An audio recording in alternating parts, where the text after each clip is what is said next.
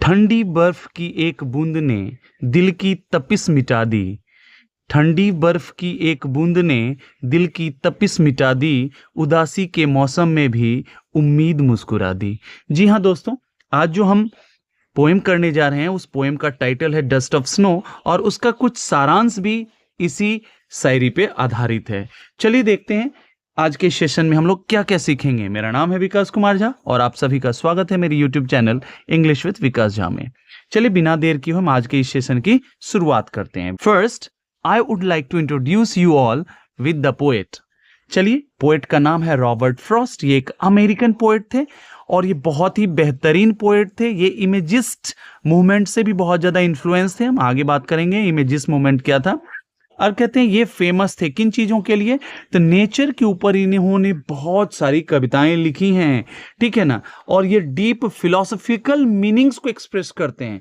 ये आप देखेंगे जिस एरा से ये बिलोंग कर रहे थे उस समय इंडस्ट्रियलाइजेशन जो था एकदम हाइप पे था। वहां उन चीजों से जो नेचर पे जो बैड इंपैक्ट पड़ रहा था उस पे भी इन्होंने बहुत कविताएं लिखी हैं। इनके जो नोटेबल वर्क्स हैं वो हैं द रोड नॉट टेकन, आपने पढ़ा होगा क्लास 9 में। Stopping by woods on a snowy evening, ये भी बहुत ही बेहतरीन कविता है। And these are full of deep philosophical meanings. Clear है। चलिए अब देखेंगे कि इनको पुलित्जर प्राइज जो है ना 4 बार मिल चुका है। इनकी एक रचना थी न्यू हैम्पशायर, याद रखेंगे, बहुत ही काम देगा आगे। न्यू हैम्पशायर ये जो है ना एक वॉल्यूम है जिसमें बहुत सारी कविताएं हैं, बहुत सारे कलेक्शंस हैं, ठीक है ना। न्यू हैम्पशायर ये पब्लिश हुआ था 1923 में। इसके लिए भी इनको पुलित्जर प्राइज मिला था। और जो आज हम पोएम करने जा रहे हैं dust of snow, that is the part of this volume. Okay, let's begin. कहता है a dust of snow. First of all हम लोग चलेंगे पूरे टेक्स्ट को पढ़ेंगे, अर्थात ये है क्या, we will try to understand. Okay. The way a crow shook down on me the dust of snow from a hemlock tree has given my heart a change of mood and saved some part of a day I had rued. ये है हमारा text. अब हम एक चीज सबसे पहले देखेंगे, हम बताएंगे आपको, आपके एग्जाम में ये पूछा जाता है इसका राइम स्कीम क्या है। राइम स्कीम देखेंगे, हमारा जो फर्स्ट जो लाइन है उसके लास्ट अगर हम साउंड की बात करें तो क्रो, ओ, इसको हम ए से शुरू करेंगे। मी, ई, ये देखेंगे ओ और ई से दोनों एक दूसरे से डिफरेंट है, इसको हम मानेंगे बी। फिर देखेंगे ओ, क्रो में ओ, स्नो में ओ, ये फिर हो जाएगा आपका ए। फिर मी, ई, ट्री, ई, ये हो जाएगा आपका बी। ठीक इसी तरह से आप आगे बढ़ते चले जाएंगे। अगर पूरे पोएम की बात करेंगे तो अब यहां से सी हो जाएगा, ये डी हो जाएगा, फिर सी हो जाएगा, डी हो जाएगा। लेकिन आपको एक बात ध्यान रखना है, जब आप एग्जाम में आपको कोई पर्टिकुलर लाइन ही दिया जा रहा हो और उसमें आपसे पूछा जा रहा हो, जैसे ये लास्ट 4 लाइन्स आपको दे दी, तो यहां आप जो निकाल के देंगे उसे बी ए बी इस तरह से आप देंगे। क्लियर है। लेकिन जब पूरा का पूरा आपका टेक्स्ट एक सामने हो तो लाइन 1 से शुरू करेंगे और जहां है जितना जा रहा है वो करेंगे। बहुत सारे ऐसे भी पोएम्स होते हैं जिनमें राइम स्कीम नहीं होता है, तो घबराने की बात नहीं है। चलिए आगे बढ़ते हैं। नेक्स्ट स्लाइड में देखेंगे, कहता है कि एक्सप्लेनेशन। सबसे पहली बात है, ये तो हो गया मेरा टेक्स्ट। अब बात करेंगे कि इसमें कहा क्या जा रहा है। कहता है अगर हम लाइन बाय लाइन एक्सप्लेनेशन की हम बात करें, समराइज करेंगे आगे हम, कहता है The specific way in which a crow caused a sprinkle of snow to fall on me from a hemlock tree has lifted my spirits for the better and redeemed part of a day that I had come to regret. इसका मतलब हुआ कि कहते हैं कि ये पूरा regret में जी रहे थे किसी कारण से। जो पोएट थे ना उदास थे, he was saddened, और you can simply say that he was melancholic। वो किसी बात को लेकर के उदास थे और जिसके कारण से इनका पूरा दिन जब जिस समय तक वो एनकाउंटर नहीं हुआ था sprinkling of the dust of snow का, तब तक ये किसी चीज को लेकर के बहुत ही उधेड़ बुन में लगे हुए थे। लेकिन होता क्या है कि जब अचानक से वो गुजर रहे होते हैं एक पाइन ट्री होता है हमारा, हेमलॉक ट्री होता है जो एवरग्रीन ट्री है, उसके नीचे से गुजर रहे थे तो उस पे कहीं से उड़ता हुआ एक कौवा आता है और उस पे बैठने की प्रक्रिया में क्या होता है, उस पे थोड़ा सा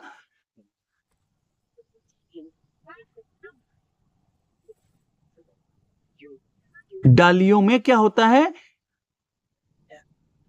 उसके बैठने से क्या होता है, डाली हिलती है और हिलने के कारण क्या होता है, उसके पेड़ पे बैठने से क्या होता है कि पत्ते जो हैं, डालियां जो है, डाली जो है वो हिलता है और हिलने के कारण क्या होता है कि स्प्रिंकलिंग हो जाता है किस चीज का, उस पर जमे बर्फ का। और ये क्या होता है उनके शरीर से जाके, और ये क्या होता है, वो जो बर्फ है इनके शरीर पे जाके गिरता है। So this process completely gives him a transformation. ये प्रोसेस जो है उनको क्या करता है, ट्रांसफॉर्म कर देता है। कैसे ट्रांसफॉर्म करता है कि जब आप सोच रहे हो, किसी चीज में बिजी हो और अचानक से कोई घटना होती है तो उस घटना की तरफ आप आकृष्ट हो जाते हो, उसकी तरफ आप सोचने लगते हो, तो क्या हो जाता है, सडन ट्रांसफॉर्मेशन आ जाता है, एक फॉर्म से आप दूसरे फॉर्म में बदल जाते हो। इस प्रोसेस को कहा उन्होंने कि it has given my heart A change of mood. और इस एक्टिविटी से, इस एक्ट से क्या हो गया, इनके हृदय में परिवर्तन आ गया, इनका हृदय जो है परिवर्तित हो गया।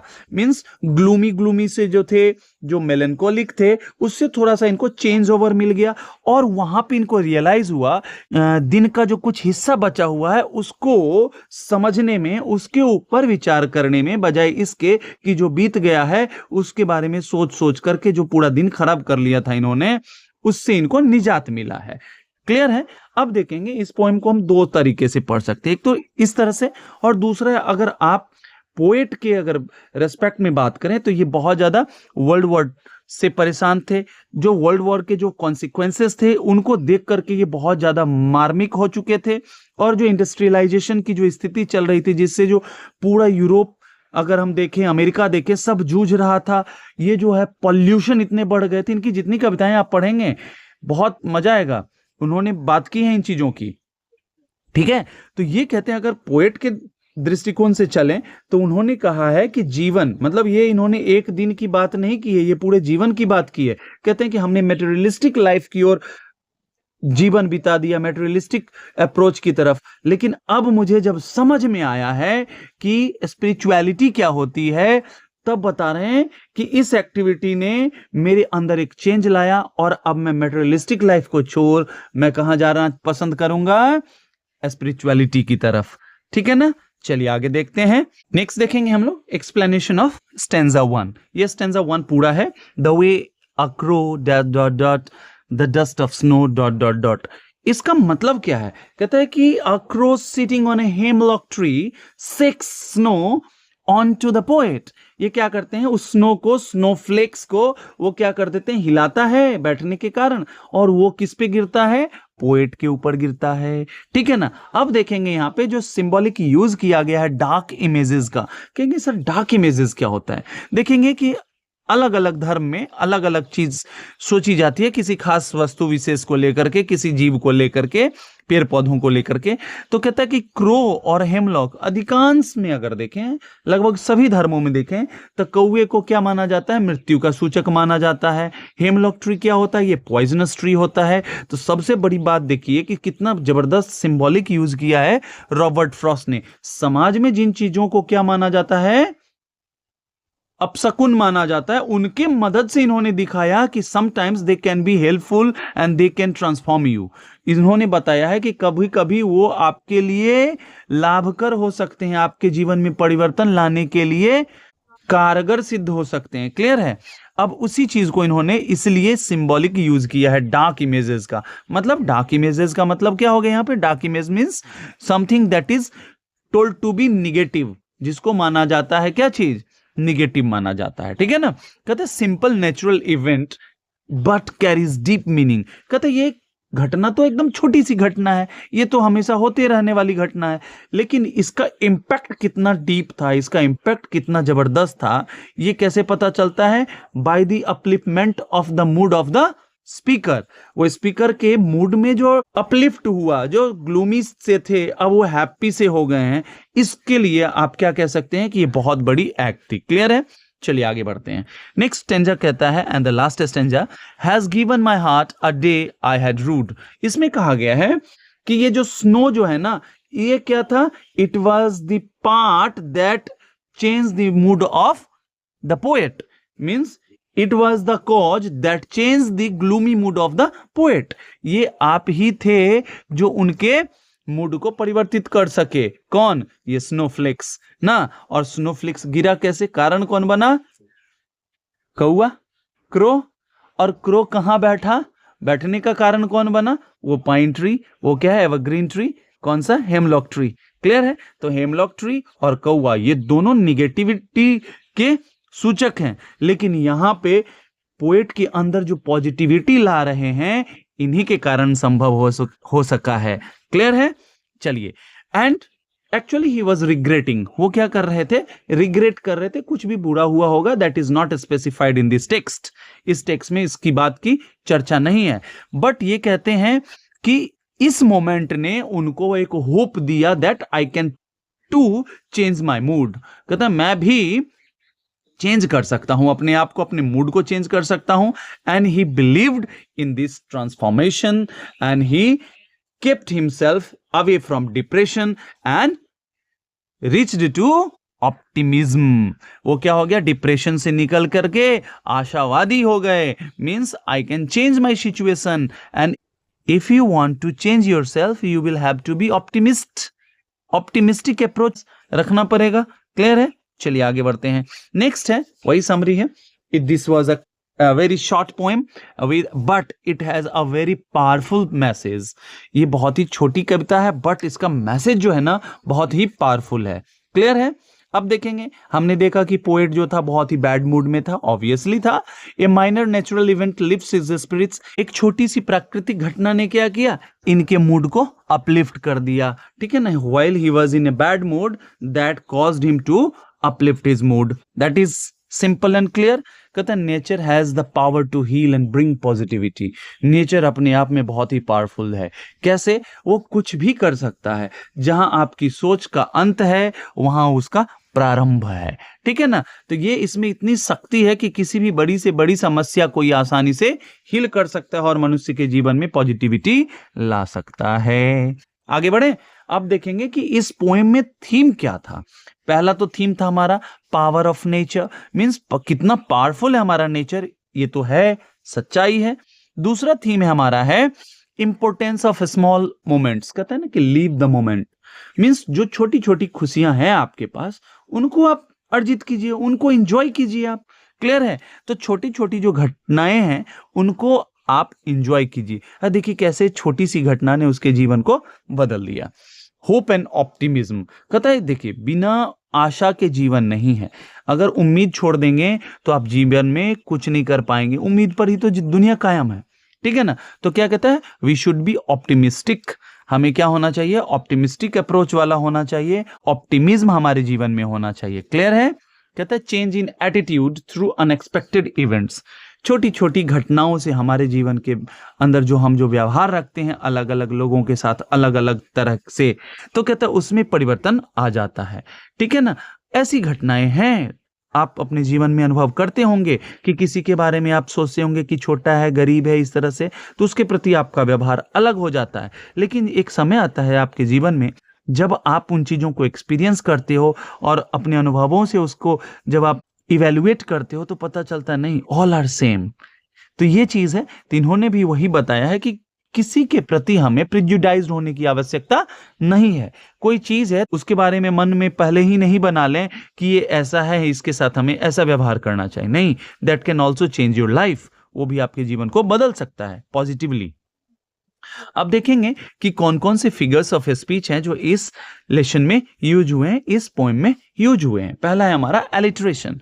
हमने एक सेपरेट वीडियो बना रखा है जिसमें एलिट्रेशन, मेटाफर, सिमिली, इस तरह के जो भी महत्वपूर्ण आपके फिगर्स ऑफ स्पीच है उनकी चर्चा है, आप जाकर के देख सकते हैं। ठीक है, कहता है हैज गिवन माय हार्ट। कहता है कि एलिट्रेशन है क्या, तो देखेंगे इस लाइन को अगर हम देखें, हैज गिवन माय हार्ट, तो यहाँ पे ह साउंड जो है एच का, ये एच साउंड जो है ये रिपीटेडली क्या किया गया है, यूज किया गया है in the beginning of a letter.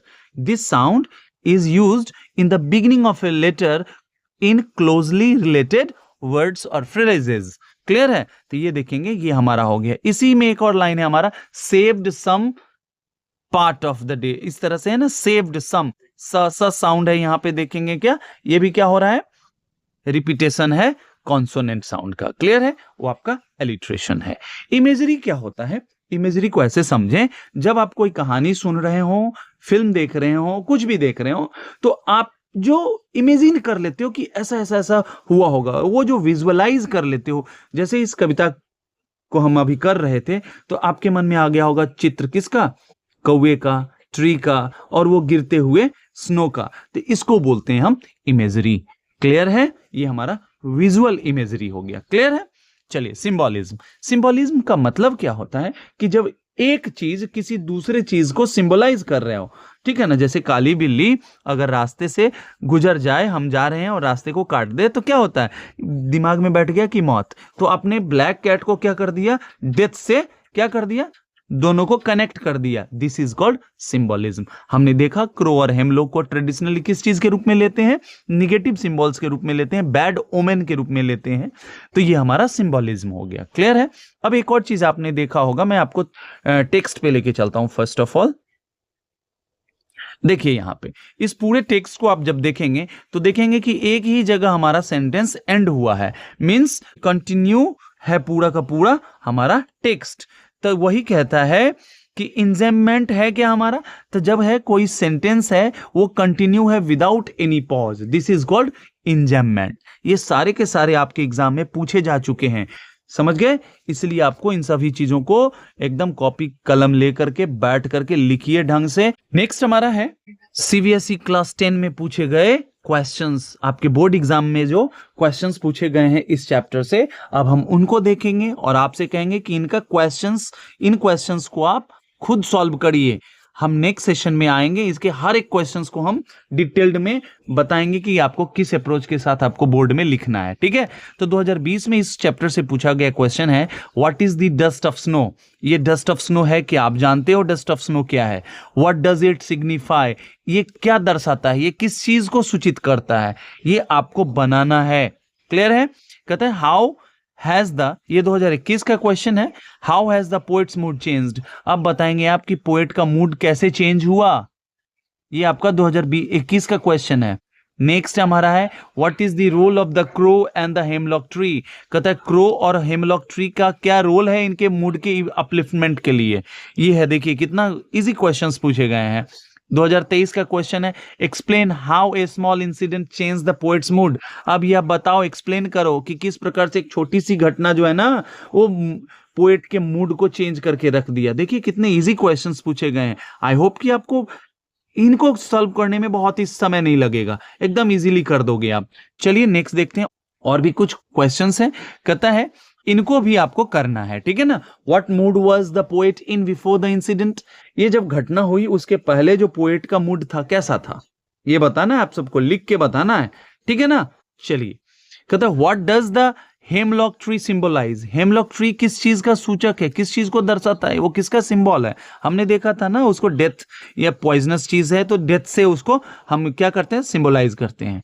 How does the poem reflect nature's healing power. और कहता है कि नेचर का जो हीलिंग पावर है, किसी भी चीज को मरहम की तरह काम करने का, वो कहता है कैसे ये रिफ्लेक्ट कर रहा है कि उसमें वो हीलिंग पावर है। कहता है next what is the tone of the poem. Tone क्या है, ये भी आपके एग्जाम में पूछा गया क्वेश्चन है। टोन वाला क्वेश्चन एकदम याद कर लीजिएगा, अभी मिड टर्म आने वाला है, एकदम काम देगा, आपके बोर्ड एग्जाम में भी काम देगा। टोन तो पूछता है। क्लियर है, चलिए thank you so much for being with me. My name is Vikas Kumar Jha and if you found this video very helpful, subscribe it and share it, like comment जो भी है सब कर दीजिए। और if you want to just achieve your target, if you want to just get your goals, then you will have to stay positive, just like the poet after a dust of snow, after the falling of the dust of snow. Thank you so much.